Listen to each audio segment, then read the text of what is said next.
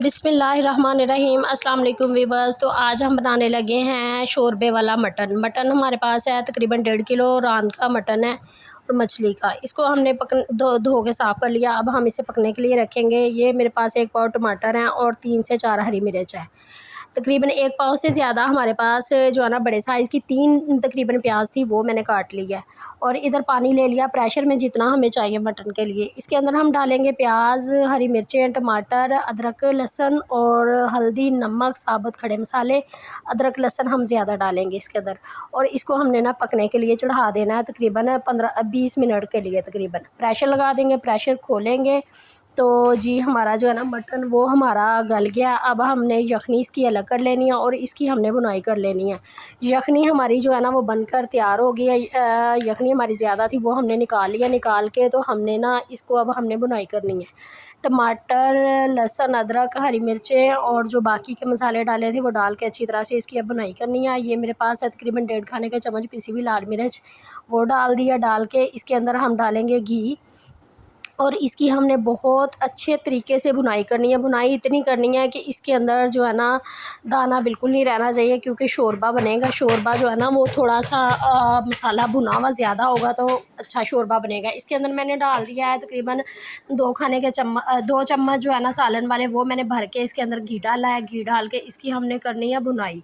बुनाई इतनी करनी है कि इसका जो है ना घी अलग हो जाए और मसाला बन के जो है ना वो अलग हो जाए। इसके अंदर हम डालेंगे तकरीबन आधी प्याली जो है ना दही की। दही फेंटा हुआ होना चाहिए, दही में गुठली नहीं होनी चाहिए, मलाई वाला दही नहीं होना चाहिए। तो इसको हमने बुनाई करनी है, इतनी बुनाई करनी है कि मसाला बहुत ही अच्छे तरीके से इसका जो है ना बनना चाहिए। और फिर हम इसका जो है ना शोरबा बनाएंगे। तो ये देखिए हमारा जो है ना मसाला बहुत अच्छी तरीके से भुन गया था। मसाला भुन गया। अब हमने जो है ना तकरीबन 5 से 6 मिनट तक और बुनाई करनी है। बुनाई करके जो हमने यखनी निकाली हुई थी उसी यखनी को हमने इसके अंदर दोबारा ऐड करना है। हम अलग से भी पानी डाल सकते हैं, लेकिन मेरी जो है ना इसके अंदर यखनी कोशिश होती है कि इसके अंदर यखनी ही दोबारा जानी चाहिए। डाल सकते हैं दूसरा भी पानी, लेकिन मैं जो है ना यखनी ही डालूँगी।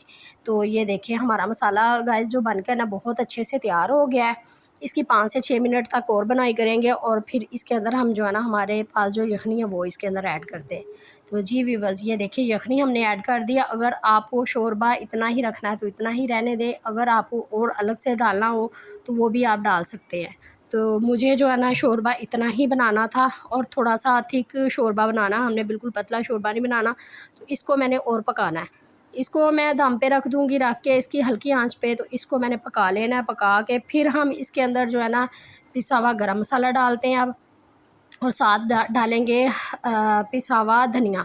दोनों चीज़ें इसके अंदर ऐड कर लेंगे, थोड़ा सा और पकाएंगे। पकाने के बाद फिर अब इसके अंदर हम जो है ना हरा धनिया डालेंगे। हरा धनिया डाल के शोरबे के अंदर जो है ना हरा धनिया बड़ा अच्छा लगता है। शोरबे के अंदर जो होती है ना दूसरी सब्जियों के अंदर नहीं डालना, ना भी डाले तो कोई मसला नहीं, शोरबे में धनिया अच्छा लगता है।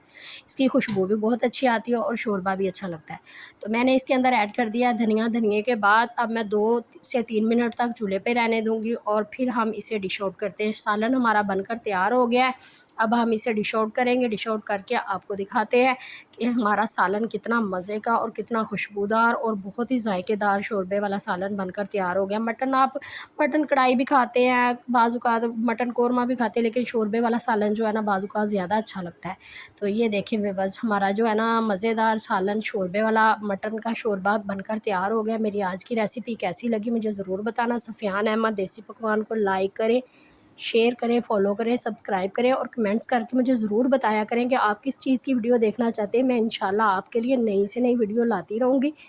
मुझे दुआओं में याद रखना और मेरे चैनल को लाइक, शेयर, फॉलो, सब्सक्राइब ज़रूर किया करें और कमेंट्स करके ज़रूर बताया करें कि किस किस चीज़ की आप वीडियो देखना चाहते हैं। मैं इंशाल्लाह आपके लिए ना नई से नई वीडियो लाया करूँगी। तो मैं ना गाइस बीच में से गैप ले लेती हूँ, काफ़ी दिनों का गैप हो जाता है कि मैं काफ़ी दिन वीडियो नहीं बनाती हूँ। बाज़ औक़ात मेरे ज़्यादा गैप आ जाता है। तो आप दुआ किया करें मैं जल्दी से जल्दी आपके लिए वीडियो